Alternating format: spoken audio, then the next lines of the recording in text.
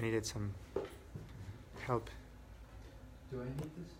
So I can go live. I can test that.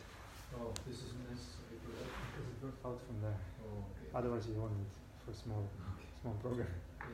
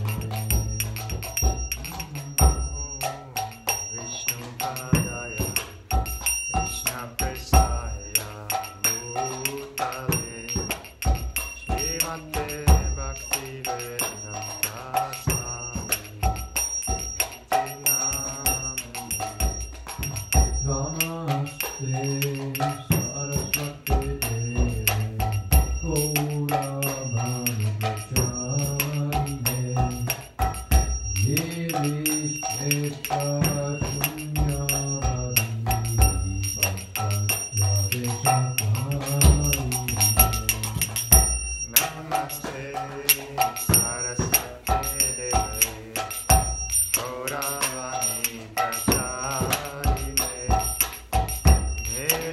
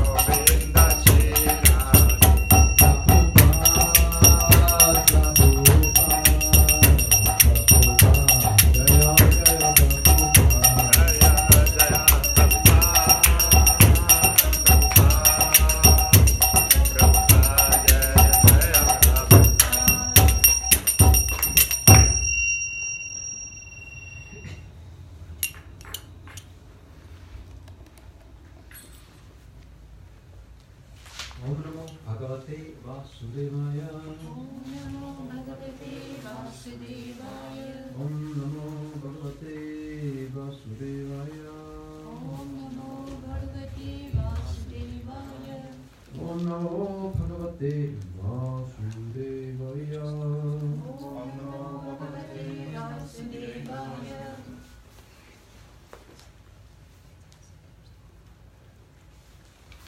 Today we are continuing this study. We say study Bhagavad Gita. We finished chapter 9 and we started at chapter 10. Text number 1. The chapter is called The Appearances of the Absolute.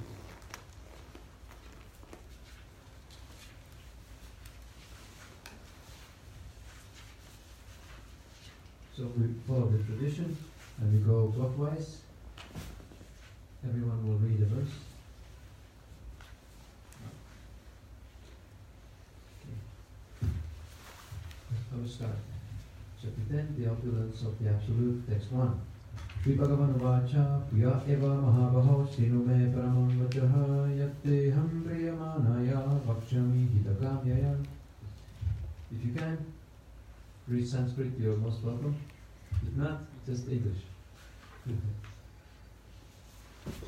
The Supreme Personality of Godhead said, "Listen again, Almighty Arjuna, because you are my dear friend. For your benefit, I shall speak to you further, giving knowledge that is better than what I have already explained." Text number 2. On the black or the full part? No, just the translation. Black. Yeah, bold letters. Just the bold letters. Yeah. So, like, text 2. Yes. Is it? Yeah. Neither the hosts of demigods nor the great sages know my origin or opulences. For in every respect I am the source of the demigods and sages. He who knows me as the unborn, as the beginningless, as the supreme Lord of all the worlds, he only, undiluted among men, is freed from all sins.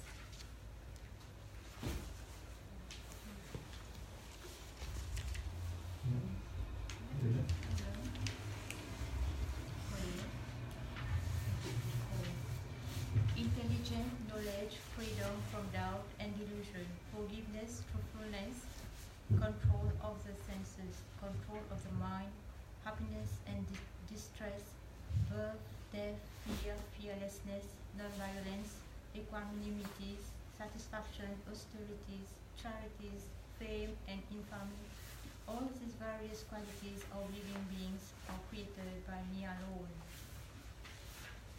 The 7 great sages and before them the 4 other great sages and the monos come from me, born from my mind, and all the living beings populating the various planets descend from them.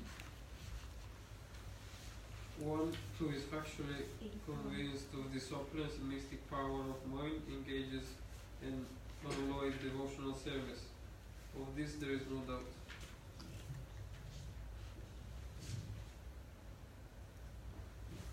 Okay. I am the source of all spiritual and material goods. Everything emanates from me, and the voice who perfectly knows this engages in mind devotional service and worship me with all their hearts. The thoughts of my pure devotees, what I say Sanskrit as well. Majjita makata prana porhayanta parasparam kathayanta shamam nityam dushyanti cha ramanti cha. The thoughts of my pure devotees dwell in my pure devotees dwell in me.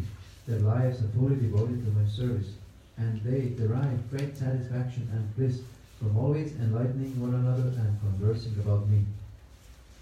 And then, To those who are constantly devoted to serving me with love, I give the understanding by which they can come to me. thank you.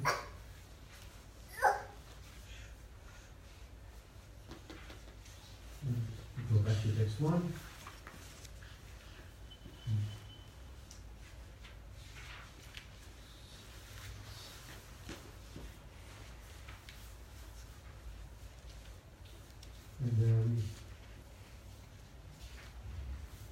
picked up some points from the purpose of Srila Prabhupada,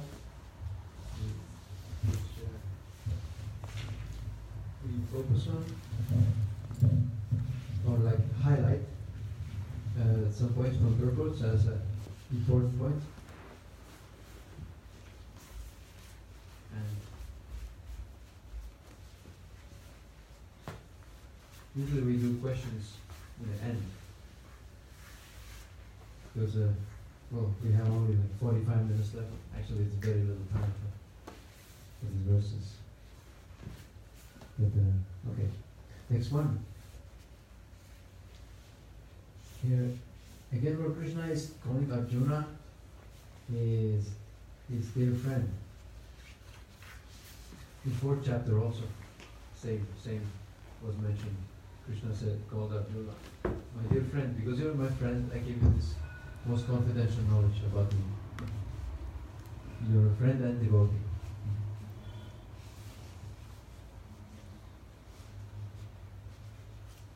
And Srila Prabhupada mentions here in the small purport that previously, until that point, Krishna explained his different energies and how they are acting. And now he will describe his opulences. Well, energies are also, you can say, his opulences. But more specifically now, he focuses on opulences.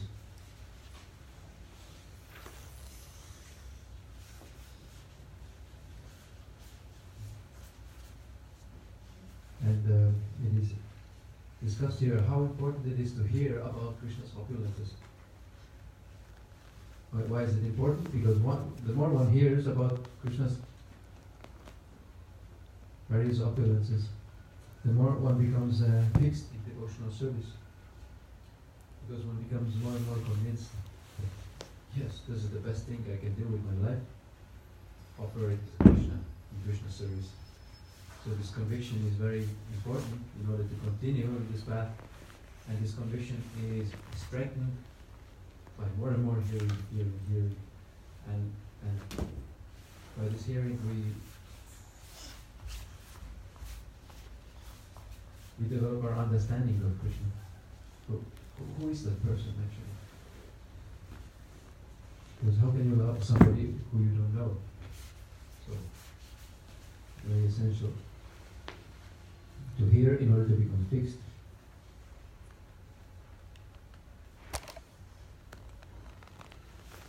And then Prabhupada says, discourses in the society of devotees can take place only among those who are really anxious to be in Krishna consciousness.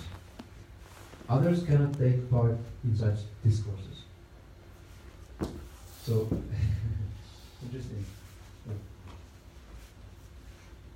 The fact that you're all here today means that you're anxious. You're anxious to get answer in Krishna consciousness. Because otherwise, as Prabhupada says bluntly, others cannot take part in such discourses. Cannot. Why? Because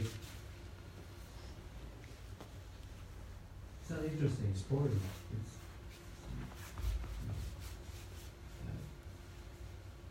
They have taste for material topics, material discussions. Materialistic people, it is all maybe mythology or something very vague. They cannot relate to the spiritual topic because they think in material terms, and the goal in life is material. Yes.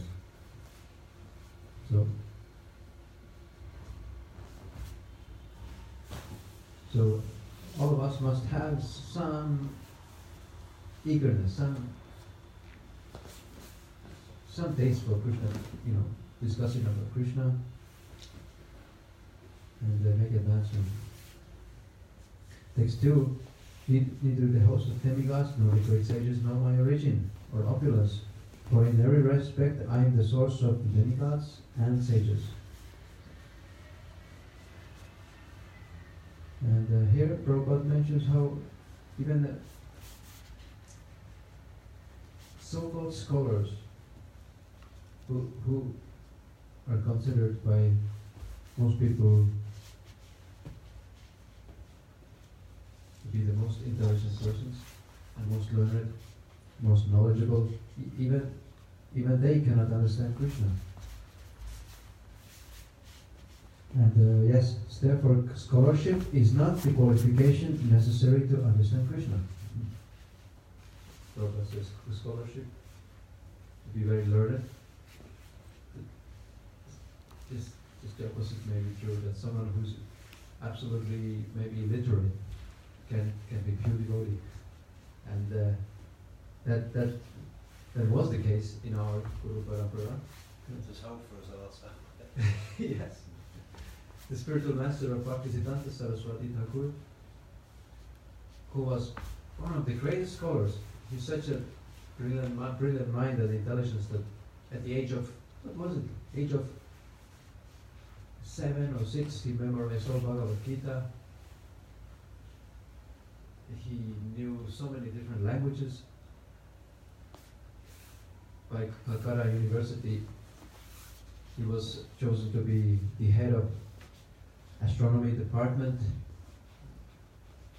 Like honorary position was offered to him because he was just so brilliant and so intelligent. He learned English. He just went in with entered his room at night time with a English dictionary or some kind of like a study guide, and basically next day he came out, he knew English because he exceptionally intelligent, brilliant. So, and such person chose for his spiritual master Gauragishore Das Babaji Maharaj, who couldn't even read or write, couldn't even write his own name. From a material point of view, very uneducated. But this is to show exactly what the point that Prabhupada making, that scholarship is not the qualification necessary to understand Krishna.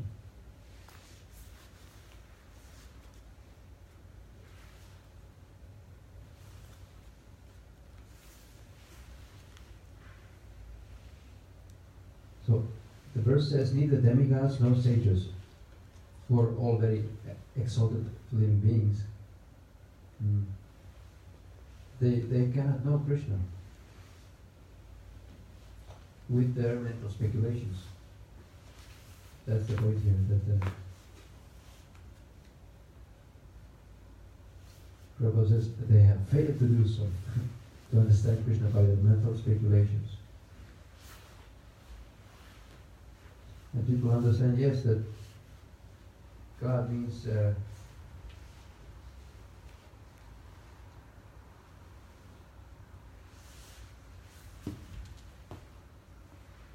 means a ruling power. The conception of God as some ruling power, or as the personal Brahman, can be reached by persons who are in the inferior energy of the Lord. Means under material energy. So this understanding that God is represents the ruling power. But the personality of God, it cannot be understood unless one is in transcendental position or unless one is engaged in devotional service. So the personality aspect of the Godhead is unreachable by power of your intelligence or mind, because that requires surrender. Prabhupada mentions that devotees of the Lord surrender immediately unto the Supreme Lord, and out of the causeless mercy of Krishna, they can understand Krishna. No one else can understand him. So the understanding of Krishna, no one can force it. It happens by causeless mercy. Because Krishna don't want to, well, as Prabhupada says nicely, he reserves the right of not being exposed to the rebellious spirit of a insignificant living being. So he reserves the right.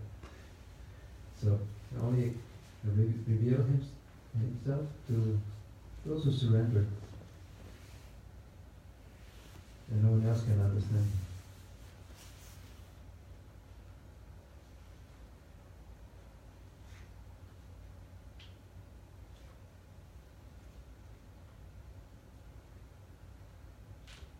Another reason is because Krishna is the source of everyone else, demigods and sages, and scientists who try to speculate. He's the source, so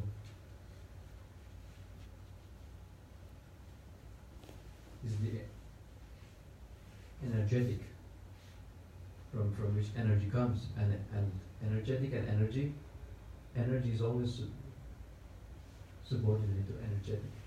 Therefore, demigods, sages, and everyone else, including us, we cannot know Krishna. Text 3. He who knows me as the unborn, as the beginningless, as the supreme Lord of all the worlds, he only undiluted among men is freed from all sins.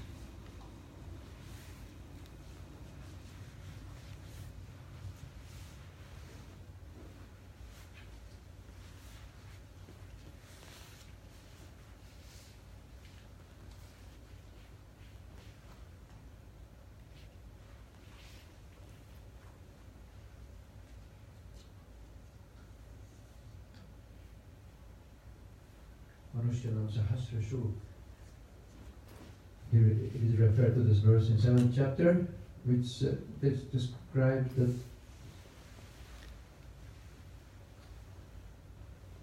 there are millions of ordinary people who have no knowledge of spiritual realization. And out of those who are trying to understand their spiritual position, only out of thousands of those, one may come to understanding that Krishna is the Supreme Personality of Godhead. And that is the most successful spiritually realized person. So one who understands the personal aspect of the Supreme Lord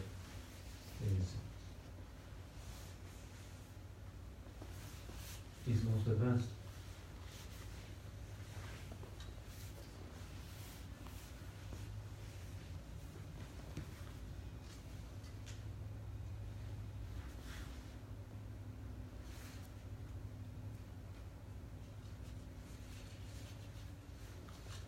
Krishna is called Aja. Sanskrit word Aja means unborn.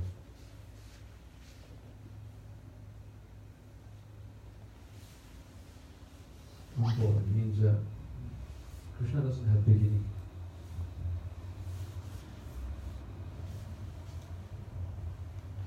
Well, everyone in this world has a beginning and an end, manufacturing date and an expiry date.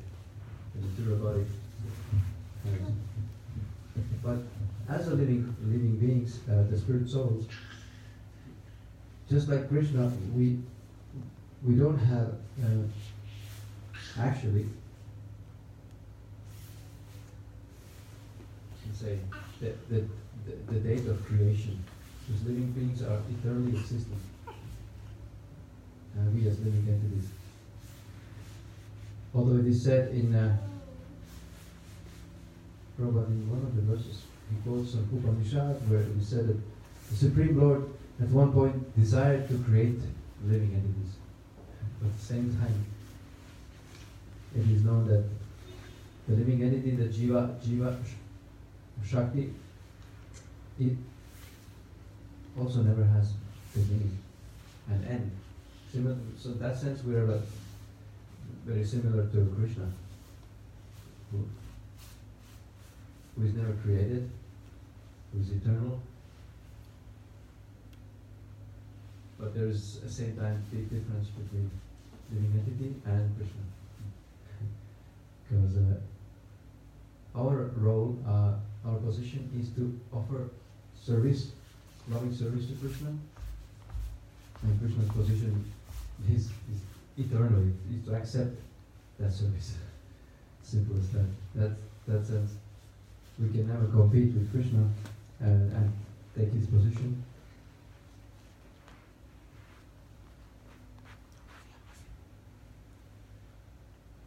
Hi.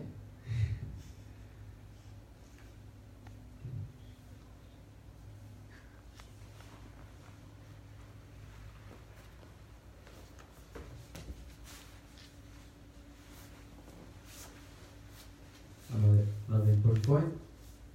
Everything in this creation has been created by the Creator, by Krishna originally, and Lord Brahma is acting as an engineer in this universe. He's just taking the ingredients that Krishna has created, and as a service to Krishna, construct all these planetary systems, including all the living entities, different species of life, other bodies. But so it's all being created, including Lord Brahma, the first living entity itself, is as being created by Krishna. So therefore, because everything is created in this world, and Krishna is not created, therefore Krishna is different from everything and anything else.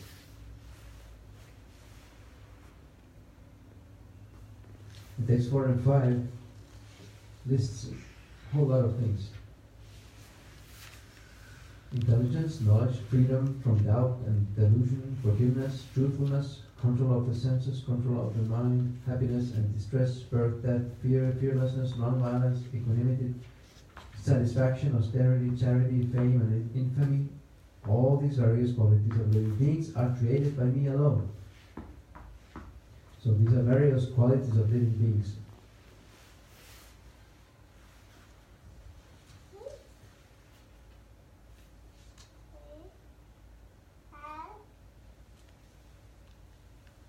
And here, Prabhupada in purport lists one after another, gives a little explanation to each one of them. The first one, intelligence. He defines them, what it means. Intelligence refers to the power to analyze things in their proper perspective. And interestingly, the knowledge refers, knowledge means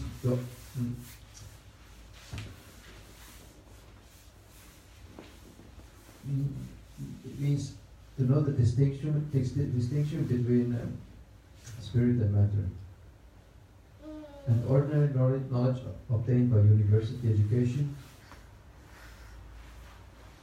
discusses only material elements. So this is not considered knowledge, what they teach in university. Unless it teaches the distinction between spirit and matter.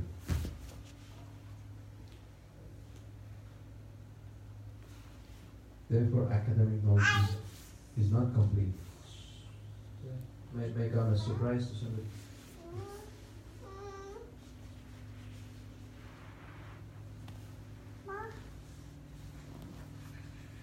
We're almost halfway there. Anyone have any comments or some thoughts? You picked out for purpose something that sticks out for you? Not yet. Yeah, ideally it's good to read in advance on your own, and then when you come like prepared, you know what are we going to discussing about, what are the verses. You were saying, basically that obviously Krishna is completely different. We're sort of part and parcel as spirit souls. Krishna is the main creator. Yeah. And it says somewhere, I had a look at it earlier on about the 6 opulences. Oh yeah. And as human beings, we can have a couple of those if we're lucky, or whatever. Krishna has all the opulences.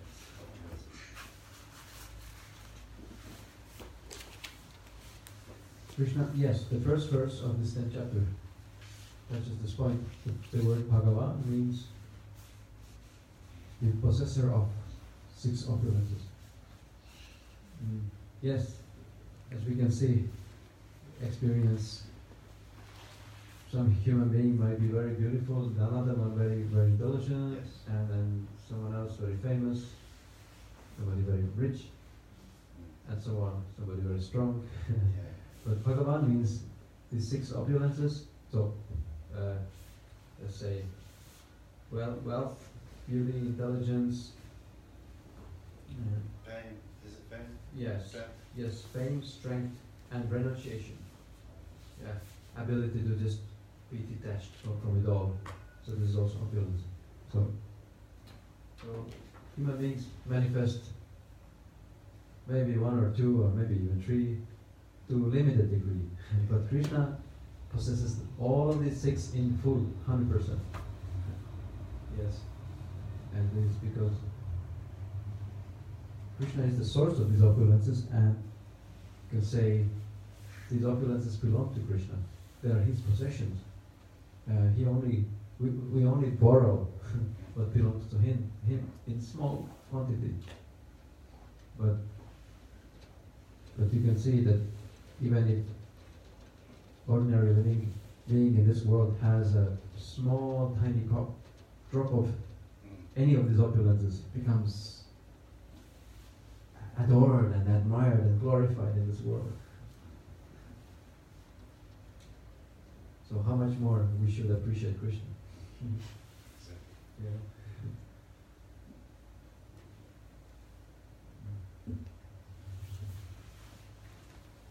Let's see.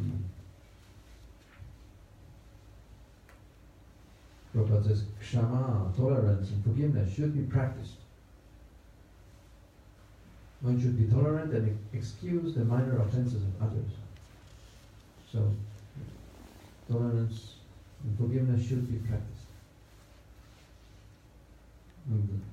And life gives you plenty of opportunities to practice. Yes.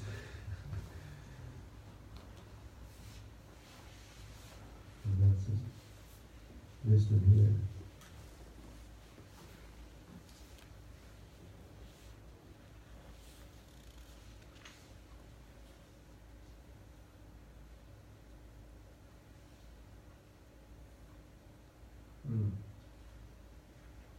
Control of the senses, and then Robert mentions, similarly, one should restrain the mind from unnecessary thoughts. That is called shama.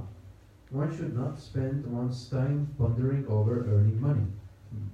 Hey, wait a minute. How am I going to make my living? Somebody may say. That is a misuse of the thinking power.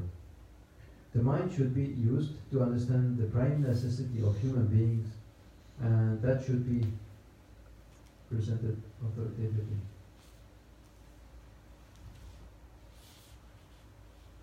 Yeah, basically, one should not over-endeavor to earn more than one needs for the basic necessities. Well, how much do you actually need is the question. Yeah, good question. You know? Yes, take according to your need, not according to your greed. But what if my need is big? Okay, yeah, you may think your need is big, but how much you can eat? Poor and rich man, you can still eat, only this much, and on how big area of space you need for sleeping, still about 2 square meters or something. That's it. And so, yeah, of course, in consumer society, people's needs are exaggerated enormously. You need this, you need that. New phone came out, new computer, new car. You need that. Without that, you cannot be happy. You need that. So, these are all artificial needs. People really don't need that. They have make believe they need it by advertisement. campaigns. Especially this time of the year. Sorry, can I make another point, because this is my favorite subject. Oh yeah, okay. I find that often the poor people are more interested in having more of these needs satisfied, like new phone, new computer, because what I found from my own studies, usually the wealthiest people are the ones that are the most simple, the most humble, and not all of them now. But you know, if you look at, for example, the creator of Facebook, Mark Zuckerberg, he doesn't flash as any Ferraris or any fancy Rolex watch. He wears his same shirt, normal jeans, you know. I don't know him personally, but if you were to compare, I think some of the most successful people financially are more giving and more forgiving and maybe more generous in certain terms than the poor people. Because when you're poor, you can only fill your plate, and when you're hungry, I believe you only care about eating yourself in some cases. But when you're rich and you have 100 plates, and if you think the way we think, I think you can feed 100 people, no problem. Yes. I might be wrong. Yeah, there are both types of people. There are rich people who are very charitable, very let's say pious, honest, simple, and so on. There are also the opposite, rich who are just, you know, like rogues.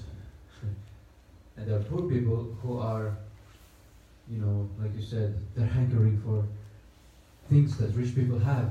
I want this, but I can't have it. So they're a bit stressed out. And there are also simple people who are satisfied to be simple. So there are, you know, all kind of variations. But we should know that why is somebody poor or in the situation of poverty and somebody in you know, wealthy situation is obviously because of their past pious or impious activities. It means somebody has created good karma. They have a lot of money, comes easy for them, they don't need to work hard, they have everything they want in life. So this is a result of their good karma in previous lives. Good karma means they have done something pious in previous lives. Pious means good deed, good actions. And and that's the opposite. Somebody suffering, you know, in want of necessities, that means they just reap result of their previous activities now. But karma can be changed anytime.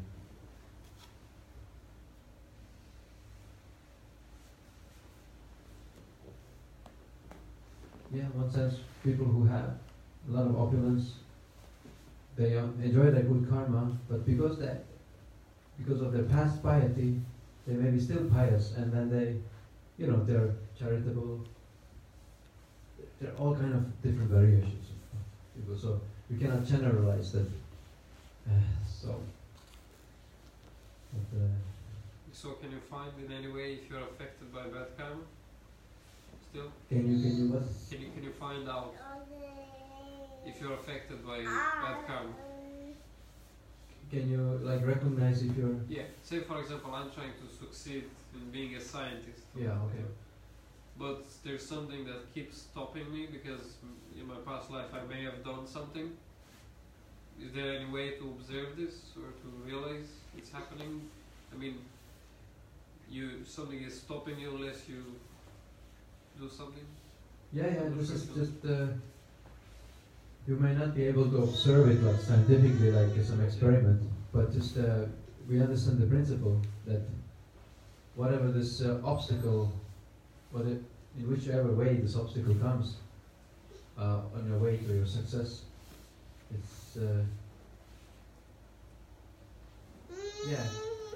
it means we need to work harder this life because we don't have that pious credit which makes everything easy. So you shouldn't give up, you should keep working. Yeah, you shouldn't give up, yeah, that doesn't mean give up. But you should understand that things are not meant to come easily for me. But how you act, how you choose to act right now will create your futures. So if you act correctly, according to scripture, well, of course, another topic is, to get free from karma altogether. We don't want neither good karma, neither bad karma, because both of them will bind you in this world, where you have to, everything comes easy, you can fulfill all your desires in this world. Okay, that's nice, but at the end of the day, you still have to die, get old, get sick, die. So this is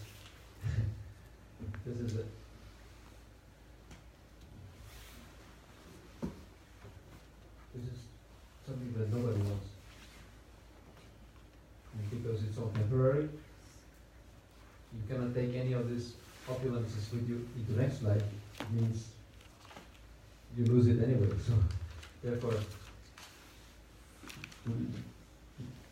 our purpose is not to accumulate neither good karma or bad karma, but act karma-free. And karma-free action is the action done for the pleasure of Krishna or God, done in the service of God. If you act in the service of God, it's just like,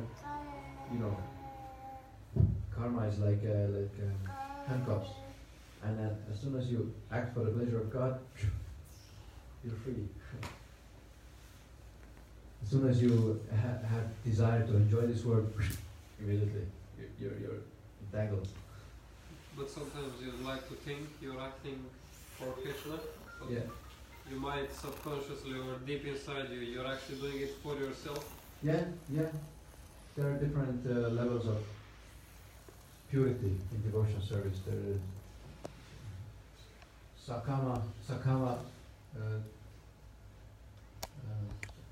Kama Mishra Bhakti, Nishkama Mishra Bhakti, different levels, yeah.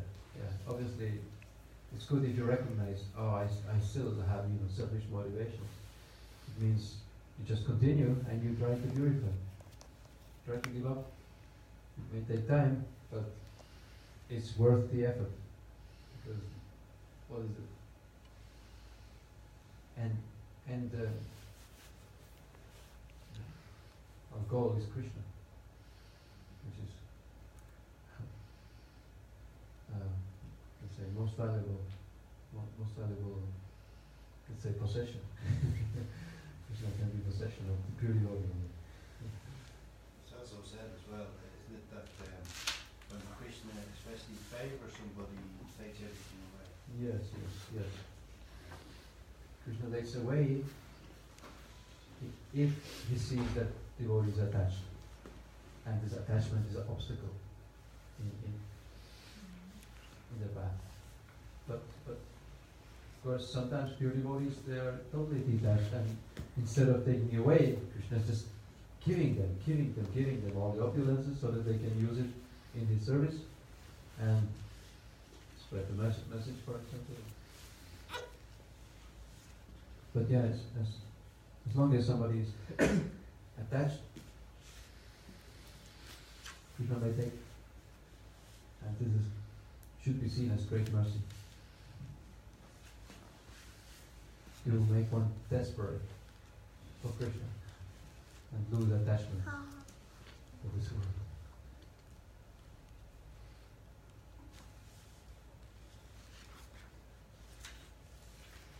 Okay. So there's so many more qualities here, but the verse 8 and 8, 9 and 10 are part of Chatushloki, the essence of Bhagavad Gita. Therefore, we don't do justice to today's class unless we mention these important verses. So at verse 8, I am the source of all spiritual and material worlds. Everything emanates from me. The wise who perfectly know this engage in my devotional service and worship me with all their hearts. This is text 8.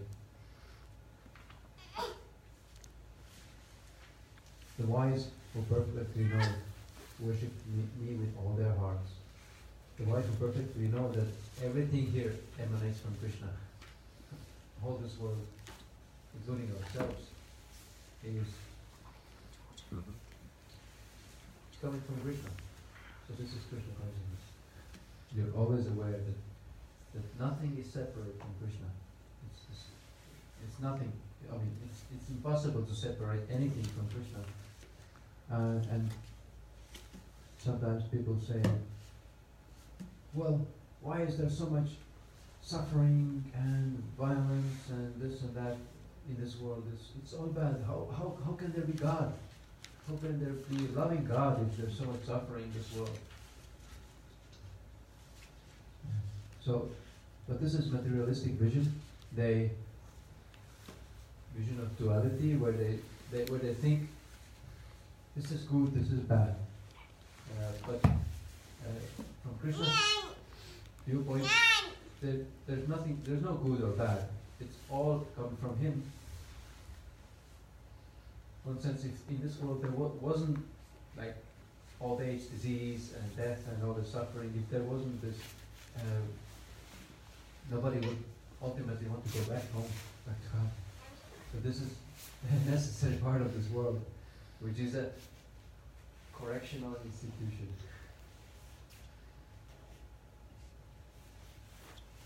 In order to develop the desire in the living entity to go, return home, back to Krishna, where the real happiness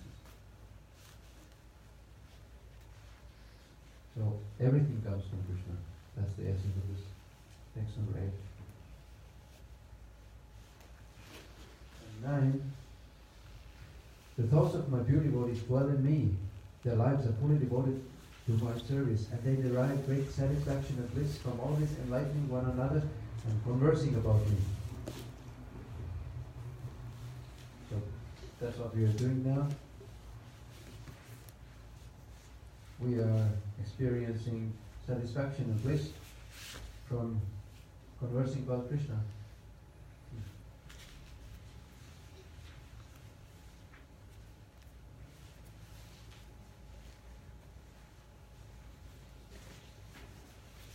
Text number 10. To those who are constantly devoted to serving me with love, I give the understanding by which they can come to me.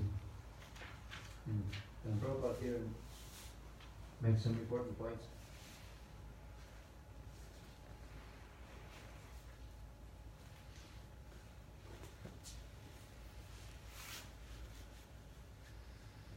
A person may have a bona fide spiritual master and may be attached to a spiritual organization, but if he is still not intelligent enough to make progress, then Krishna from within gives him instructions so that he may ultimately come to him without difficulty. If a devotee is not intelligent enough to make progress on the path of self-realization, but is sincere and devoted to the activities of devotional service, the Lord gives him a chance to make progress and ultimately attain to Him. This is a wonderful verse. It means that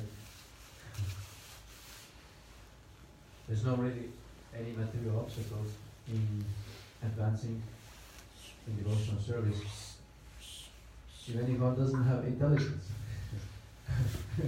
Yeah, I can relate to that. But one is sincerely trying their best. Then progress doesn't depend on the material intelligence. It depends on Krishna, who is in the heart and revealing all the necessary knowledge and understanding, how to progress further, what to do next. So,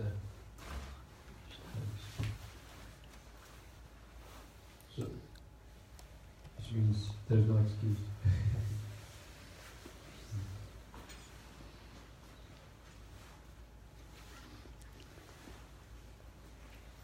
Any thoughts on this?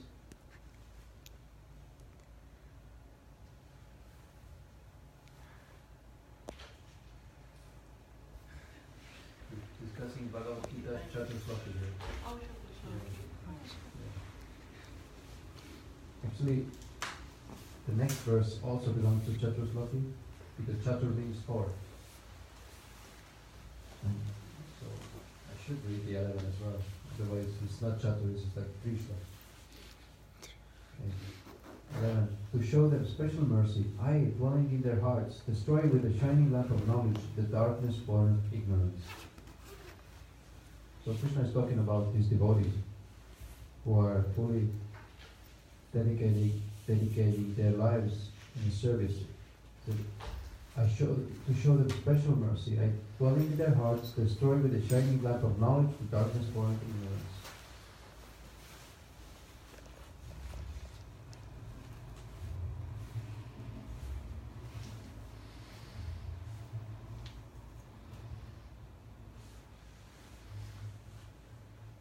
Wonderful. Means, of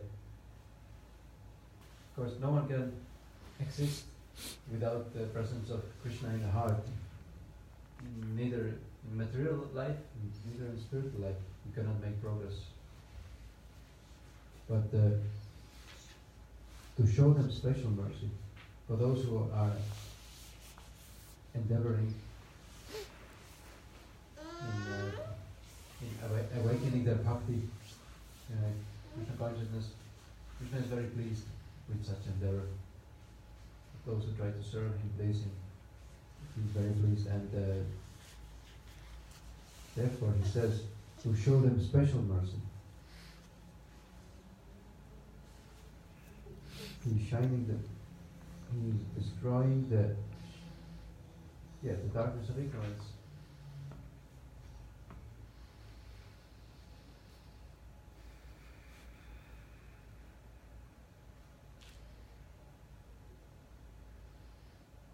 There's another reason why real knowledge doesn't depend on academic education. Because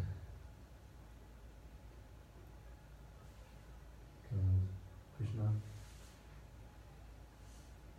as soon as he's pleased, he can reveal you all the knowledge.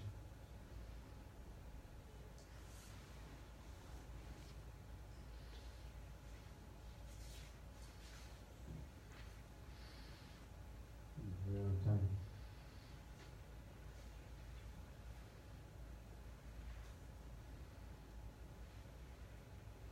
Something from your side?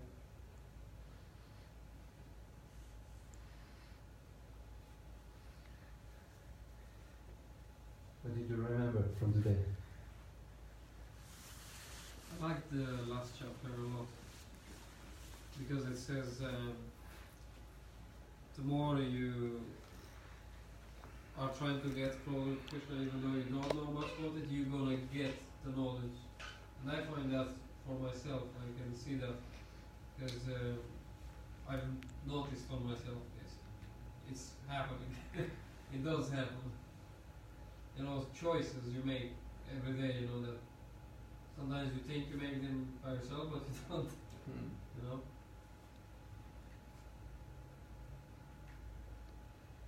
And those choices often work in your favor.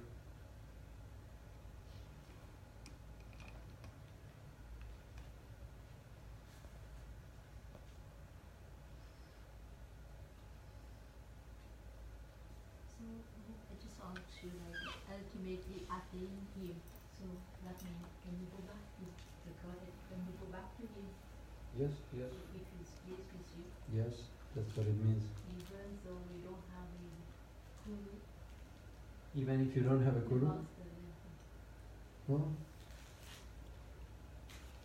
Krishna has set up the system in which way to go back to him. And the essential part of it is accepting his representative.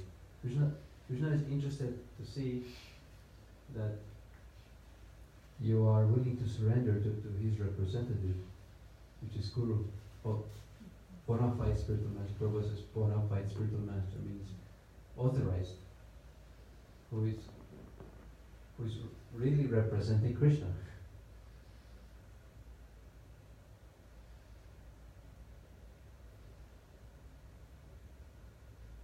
And also they said Krishna says in Srimad Bhagavatam, one who says is my devotee is not my devotee, but one who is a devotee of my devotee, this is my real devotee. So you cannot approach God directly. You need to approach spiritual master. Yes. You like it or not. This is the system, how it works. And So what about demigods? what about them? I'm not very knowledgeable. Would that be the same as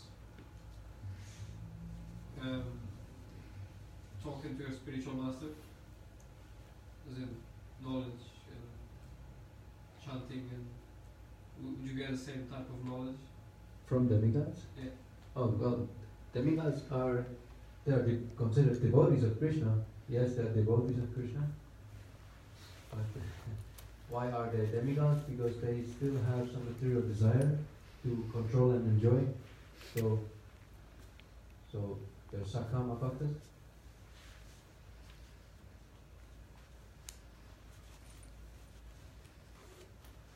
They do have definitely a lot of knowledge, but because our path, the path that we follow is path of Shuddha Bhakti, pure devotional service. Therefore, the person we want to approach for knowledge is person who is on the path of pure devotional service, not the mixed devotional service. Because, by approaching someone with mixed desires, you don't attain the same result, same goal. Yes, Krishna's planet. But yes, therefore, in Srimad Bhagavatam, there is defined who is authorized spiritual master. It is described that one who desires real happiness must take shelter, which means take initiation from an authorized spiritual master. And such spiritual master, Tasmat Kurum Prapadita Chitta Uttamam, such spiritual master knows the conclusions of the Vedas, and he's able to convince others in these conclusions. And then such persons who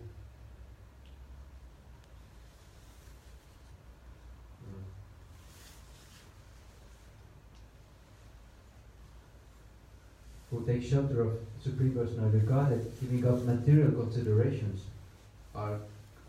should be considered as bona fide spiritual master. So they give up material considerations and depend on Krishna fully. So these are authorized persons to give you proper guidance and knowledge. And he has to be alive. Yes, you have to be alive. This is the another important point. That so if somebody says, "Oh, I will only accept the Guru as Prabhupada," many people say this, but this is not authorized. This is not bona fide. Because you will accept him, but is he going to accept you? Yeah. Who knows? You don't know. You're speculating. Therefore, you must approach living Guru who is on the planet, who is willing to accept you. Not that just that you accept, but it's two-way street. There must be a relationship. That yes, you must find bona fide spiritual master, but spiritual master is also duty bound to see that you as a disciple are bona fide. That spiritual master is not allowed to accept anyone. Disciple must be also genuine. But the spiritual master's role is to be a representative of Krishna. That means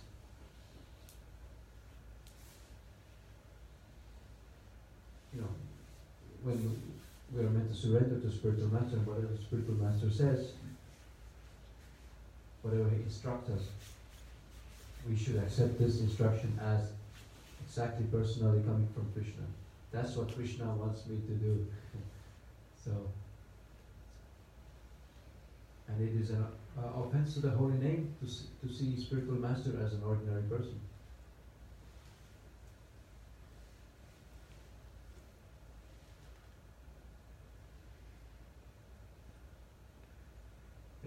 It's a whole huge topic, but I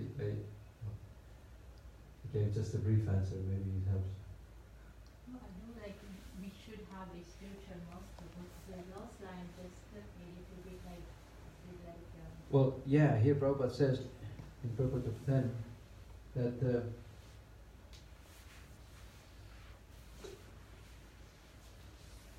a person may have a bona fide spiritual master and may be attached to a spiritual organization, but if he is still not intelligent enough to make progress, then Krishna from within gives instructions, so that ultimately it comes to him. So he may have, but well, if you read Prabhupada's books, he repeatedly just hammering this point in so many purports that how essential it is to access spiritual master. There's no question about it. It's not like debatable thing. It's just that's how it works in spiritual science. Therefore, everyone must have a guru, and not just some self-made guru. You just okay, I will be guru. Oh, where is your disciplic succession? There must be disciplic succession. Your guru must have his guru, and his guru has his guru, and so on. So this is a authorized line. And how do you find the spiritual master? How do you find? Well, you hang out with devotees, and well, in our movement there are about 80, maybe more, 80. In Dublin? No, not in Dublin. They're like traveling preachers. They're traveling a lot because they have disciples in different parts of the world, so they have to keep their association in different places. So they travel a lot.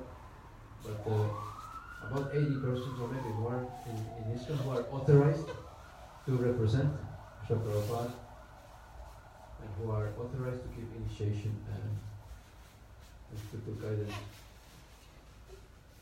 So you're free to choose, whichever you like amongst them. But once you have chosen, once you have taken initiation, then there's no more. I made a mistake. No, I like this person. Because ultimately, it doesn't matter. Whichever spiritual master you choose, it is just the perfect person Krishna has arranged for you to take you back to God. So how can you keep in touch with them if they travel that much? Yeah. WhatsApp? Yes, WhatsApp, email, whatever way. Sometimes, of course, disciple tries to be in the physical presence of spiritual master as much as possible, but sometimes it's not practical. We have services in different parts of the world, but more important than physical presence is following the instructions. So this is the essence of accepting spiritual master, means accepting instructions and following them very strictly. Make instructions your life and soul. That's the real connection with spiritual master.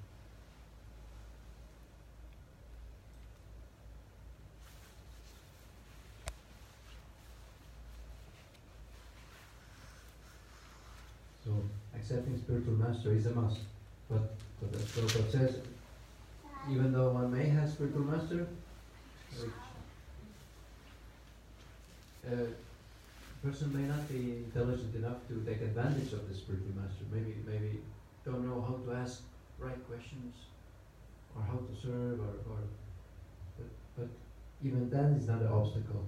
If one is sincere and honestly trying, Krishna will help them, give them proper knowledge and guide them towards the ultimate success.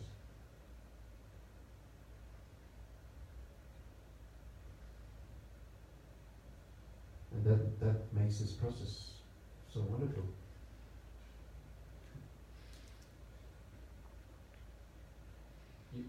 you may have university degrees, PhDs.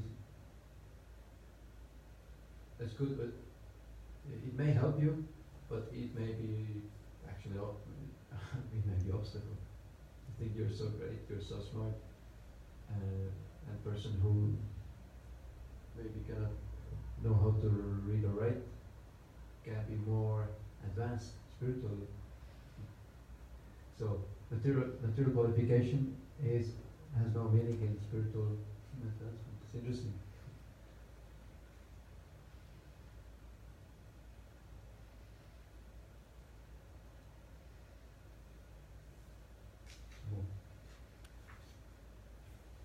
Krishna hasn't started listing his opulences yet, but very soon start listing all the amongst the mountains and Meru, amongst such and such, and amongst the